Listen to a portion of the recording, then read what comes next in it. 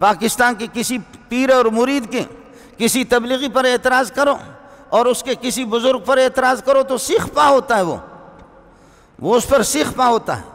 کسی مولوی کے شاگردوں پر مولوی پر اعتراض کرو کہ تمہارے شاگرد ایسے ہیں، وہ کہتے کہ کیا میں نالائق قسم کا ہوں، میں نے ان کی تربیت نہیں کی ہے صحیح۔ اس لیے جب کوئی مولوی اپنے شاگردوں پر اعتراض کرنے کے لیے تیار نہیں ہے اور کوئی پیر صاحب اپنے مریدوں کے خلاف وہ مریدوں پر اعتراض اور مریدوں پر طعن تشنیع کو وہ اپنے لیے طعن و تشنیع سمجھتا ہے، اور کوئی یہ ہے کہ اللہ آپ کا بھلا کرے کالج اور یونیورسٹی والے وہاں کے گریجویٹ پر اگر کوئی اعتراض کرے وہ کالج پر آپ اس کو اعتراض سمجھتے ہیں، محمد کے شاگردوں پر اعتراض کرنا محمد پر اعتراض ہے صلی اللہ علیہ وسلم۔ یہ ہمارے مدارس نہیں ہے کہ جس طرح ان کی تربیت ناقص ہو، یہ کالج نہیں ہے، یہ حرام خوری نہیں ہے اس قسم کے۔ اولئک الذین امتحن اللہ قلوبہم للتقوی، اس لیے صحابہ کو نشانہ بنا دینا کا مطلب یہ ہے صحابہ ایمان ان کا ناقص ہے، یہ فلانے صحابی نے یہ بعض ایسے بغیرت مولوی بھی دنیا کے اندر گزرے ہیں جنہوں نے پوری کتاب لکھی ہے، فلانے صحابی سے یہ غلطی ہوگی، فلانے صحابی سے یہ غلطی ہوگی، فلان۔ وہ بغیرت تجھے مقرر اس لیے کیا تو منشی بنا ہوا کہ صحابہ کی غلطیوں کی فہرست بنا رہا ہے، اپنی زندگی میں کتنے تو نے کی ہے۔ چنانچہ ایک مرید آ گیا میرے پاس، بہت پرانی بات ہے، میں جامع فاروقی میں تھا، کہنے لگے فلاں مولوی نے یہ لکھا ہے، فلاں صاحبی نے یہ غلطی، فلاں غلطی کی۔ میں نے کہا آپ کو پتہ ہے اس مولوی نے اپنا منہ فلاں جگہ پر کالا کیا، اس نے فلاں جگہ پر اپنا منہ کالا کیا، فلاں جگہ پر منہ کالا کیا، فلاں عورت کے ساتھ پکڑا گیا، شراب کی بوتل اس سے پکڑی گئی، یہ ہو گیا، ایسے گرم ہو گئے تو ہمارے شیخ کو کہتے۔ میں نے کہا لعنت بھیجتا ہوں تیرے شیخ پر، جب تو صحابہ پر اعتراض کرتا ہے تیرے مولوی کو شرم تو نہیں آئی؟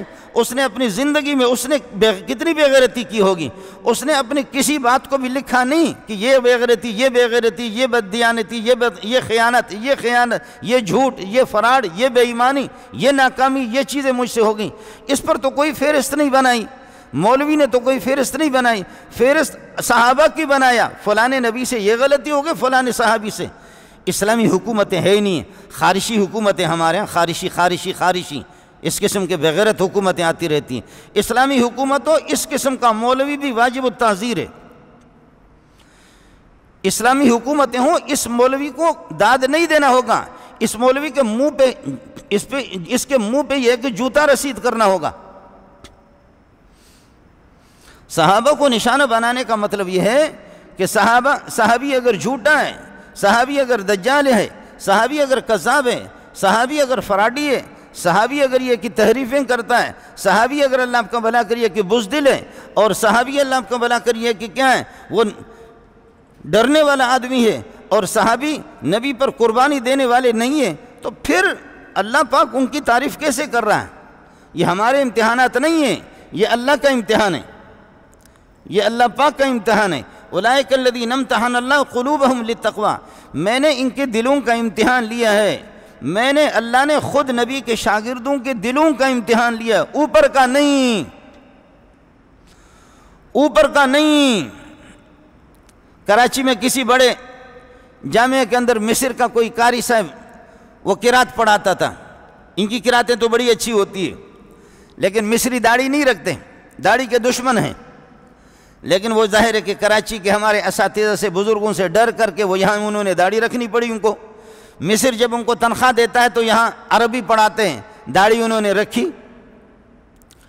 اور 5 سال کے بعد جب اس کا تبادلہ ہو گیا، اچھا اس کے جبے کو دیکھ کر کے، اس کے لباس کو دیکھ کر ہم بھی کہتے بڑا اللہ والا ہے، داڑھی دیکھ کر کے ہم کہتے بڑے اللہ والے ہیں، لیکن 5 سال کے بعد جب اس کا تبادلہ ہوا، مصری حکومت نے اس کو واپس بلایا، تو ایئرپورٹ پہنچ کر کے ایک نائی سے اس نے پوری داڑھی منڈا کر کے اس نے ایک لفافے کے اندر ڈالا، لفافے کے اوپر لکھا یہ فلان بزرگ کے لیے میں گفٹ بھیج رہا ہوں، اور وہ پوری داڑھی اس لفافے کے اندر، اور وہ خود تو جہاز میں سوار ہو کر کے چلا گیا۔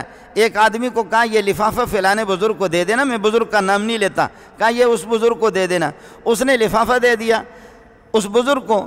بزرگ کے مدرسے میں وہ 5 سال 6 سال پڑھا چکے تھے، جب اس نے لفافہ کھولا تو دیکھا کہ اس کے اندر ایک پرچی بھی ہے، ایک کاغذ بھی ہے، اور داڑھی کے بال بھی اس میں، لکھا کہ جناب آپ سے دب کر کے، آپ سے ڈر کر کے، پاکستانیوں سے ڈر کر کے، پاکستانی ماحول کے مطابق میں نے داڑھی رکھی۔ مجھے اس داڑھی سے شدید نفرت ہے۔ یہ داڑھی تھی پاکستان کی، اس لیے میں واپس آپ کو کر رہا ہوں۔ میں بغیر داڑھی کے مصر سے آیا تھا، بغیر داڑھی کے واپس جا رہا ہوں۔ یہ ہوا کراچی میں۔ یہ داڑھی یہاں کراچی کی تھی، آپ سے دب کر کے، آپ کے مدرسے کے قانون سے دب کر کے، مرعوب ہو کر کے میں نے داڑھی رکھی تھی، لیکن میں اس داڑھی کو پسند نہیں کرتا، اس داڑھی سے مجھے شدید نفرت ہے۔ یہ داڑھی تمہارے پاکستان کی تھی، لے لو، اپنی امانت واپس لے لو۔ میں بغیر داڑھی کے مصر سے آیا تھا، بغیر داڑھی کے واپس مصر جاؤں گا، اور ہمیں جتنی نفرت اس داڑھی سے، کسی چیز سے بھی نفرت نہیں ہے۔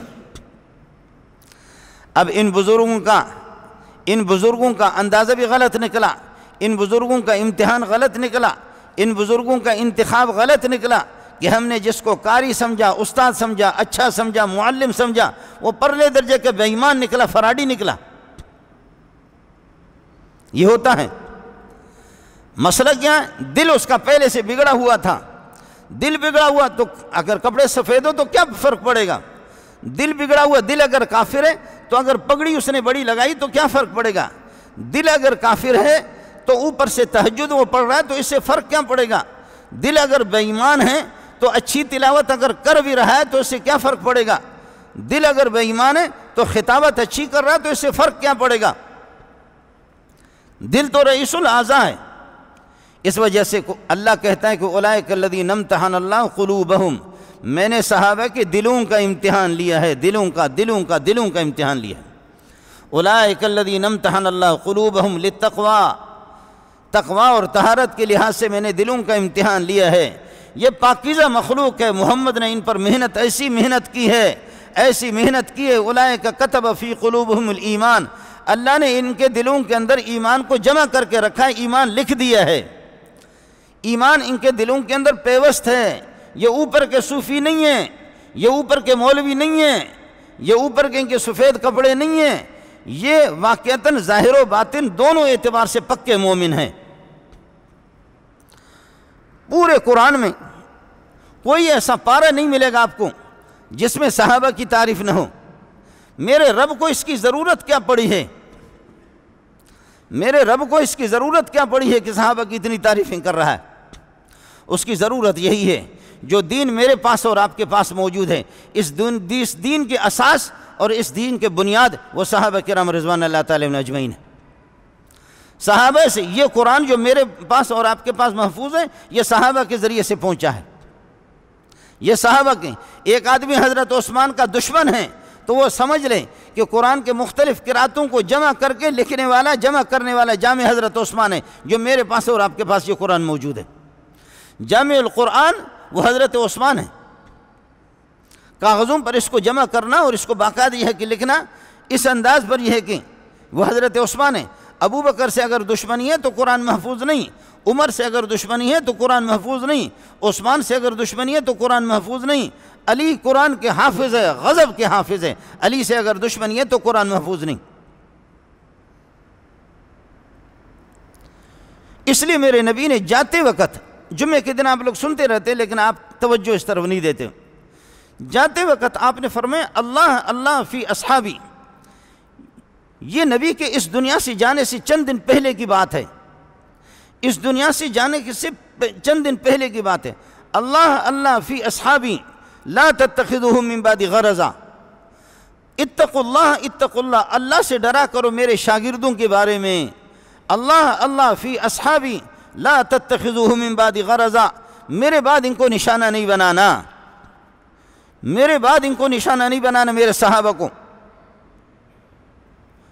فمن احبهم فبحبی احبهم، اگر صحابی سے کوئی محبت کر لیتا تو مجھ سے ان کی محبت ہے۔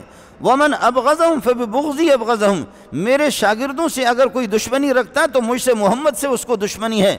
ومن ابغضهم ومن آذاهم فقد آذانی، جو صحابہ کو تکلیف دے گا، برا بھلا کہے گا، فقد آذانی، اس نے مجھے محمد کو تکلیف دی۔ ومن آذانی فقد آذ اللہ، جس نے مجھے تکلیف دی میں اللہ کا محبوب ہوں، اس نے اللہ کو گالیاں دی۔ ومن آذ اللہ، جو اللہ کو گالیاں دے گا، اللہ کی شان میں گستاخی کرے گا، فیوشک ان یاخذہ، قریب ہے اللہ جہنم کے عذاب میں اس کو مبتلا کرے گا۔ کیا انداز ہے سمجھانے کا! اللہ اللہ اتقوا اللہ اتقوا اللہ، اللہ سے ڈرا کرو، اگر تمہارے لمبے چوڑے سینوں کے اندر اگر ایمان ہے خدا سے ڈرا کرو۔ اذا رأیتم الذین یسبون اصحابی فقولوا لعنت اللہ علی شرکم، میرے کسی صحابی کو کوئی برا بھلا کہہ دے اس کو کہو لعنت ہو تمہاری اس زبان پر، لعنت ہو تمہاری ان گندی باتوں پر، لعنت ہو تمہارے جملوں پر۔ مزید ویڈیوز کے لیے آپ ہمارے فیس بک پیج کو لائک کریں اور ساتھ ہی ہمارے یوٹیوب چینل کو بھی سبسکرائب کریں تاکہ کسی بھی ناگہانی کی صورت میں آپ کو ہماری ویڈیوز بر وقت مل سکے۔